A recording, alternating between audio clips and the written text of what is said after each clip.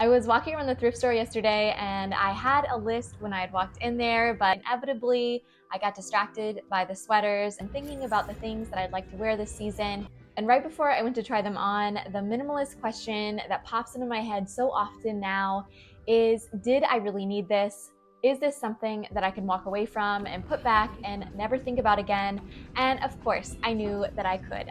I am the empowered shopper that is consumerism's worst enemy. They hate when I walk in. And today we're going to talk about how Outsight has actually changed the way that my thinking had worked for years and years, and I stopped overspending and stopped constantly having the need to buy more. And now I can live in a place where I can comfortably go in any store with no fear. You may be thinking, that's great for you, but how do I get to this point?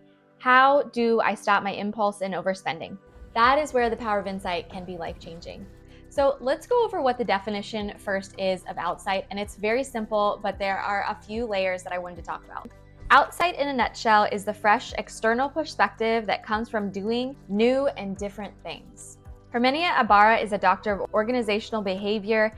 Mainly, she was doing how people change their jobs and feel comfortable to move up in a different position or change their way of thinking to become a different person. She found that it usually takes 2 to 3 years on average to shift the way we fundamentally see the world and ourselves. And if you think about that, wow, does that not ring true for us?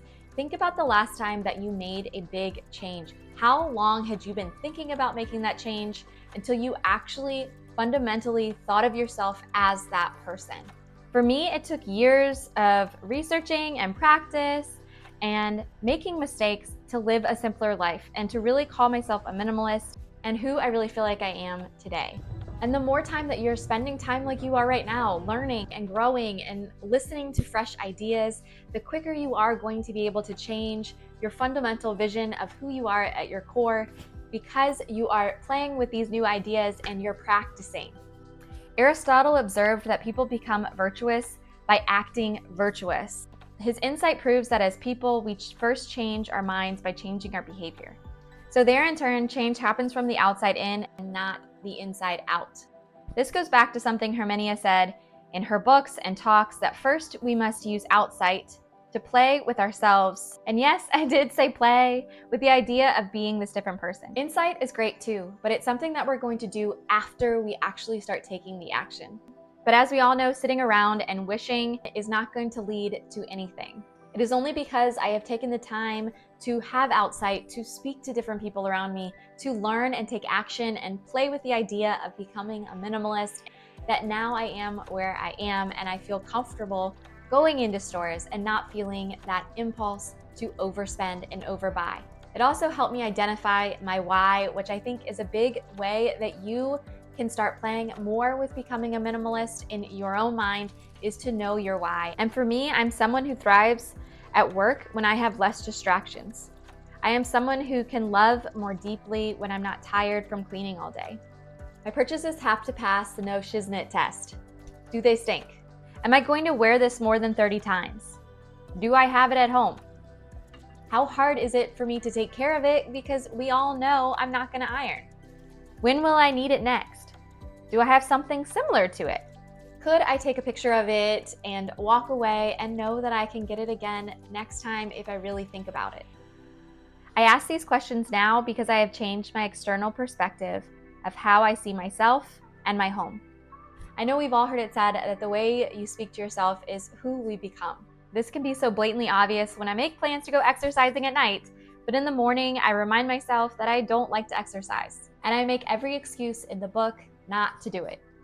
I have not challenged myself to become uncomfortable and sought Outsight in this area, but the work is in progress. The beautiful thing about Outsight and really learning how to harness Outsight is that now I have the self-determination that I have succeeded in one area, so why can't I in another? Outsight reminds me of these wise words that were once told to me my first year of teaching, which was awful. It was so hard to become a teacher. I was working in inner city Richmond and I was really struggling with behaviors and how do I manage everything. And I remember one of the teachers came up to me and she said, "Fake it till you make it." And while there are parts of it that I don't necessarily agree with, at the core of it, it is outsight. It's the idea that you're not going to be perfect. It's the idea that stop taking yourself so seriously. It's the idea that play with new ideas, ask for help. Keep working on yourself until you really feel like this is who you are. And I have to say, it worked so well. That first year of teaching was definitely not my best, but it helped me at my core learn that I didn't know everything and that I had to reach out to people that were older and wiser than I was in order to become better at it. There are so many little things I experimented with when I really wanted a life change to become a minimalist. I really wanted to stop the mindless buying and the consuming for no particular reason, and that's when I started doing no spend weeks and no spend months. And that really was a good kickstart into getting into the mindset that I wasn't going to buy things I didn't actually need. If you're interested in the sheets that I made and used myself when I was going through this first part of my journey, and what I still actually use to this day when we start to overspend, then they're on minimalist.com, which is also below in the description, and you can go there and get the no spend week for free. But even more than no spend weeks, I began to experiment with my own inner strength to say no. I would go into stores and I would pick up things that I would normally be very interested in, and I would put them back and walk away. And while this probably sounds pretty crazy to some people, I had a spending problem. And when I mean that, I was definitely the person that when I felt sad or happy, something good happened to me or bad, I would go and buy something for myself. And that is because I felt like I either deserved it or maybe I was upset, so I should make myself feel happier.